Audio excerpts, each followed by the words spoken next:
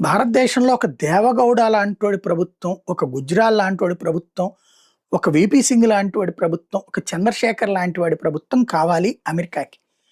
లేదా ఒక మన్మోహన్ సింగ్ లాంటి ప్రభుత్వం. తమ మాట చెల్లుబాటు అయ్యేది జరగాలి. సుస్థిర ప్రభుత్వాలని అస్థిరపరుస్తా గత 30 ఏళ్లుగా చేసుకొస్తోంది అమెరికా.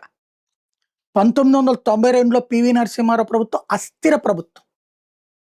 ఆ రోజున చివరికి ఆ జేఎంబీ ముడుపులు ఇట్లాంటిది కథలు ఎందుకు నడిచినాయి అవే.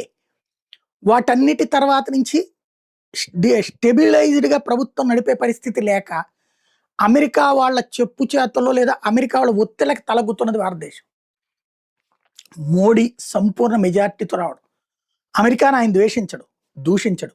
బట్ అమెరికా డీప్ స్టేట్ ఆధిపత్యాన్ని అంగీకరించడు, అమెరికన్ అహంకారాన్ని అంగీకరించడు, భారత ఆత్మగౌరవాన్ని తాకట్టు పెట్టడు.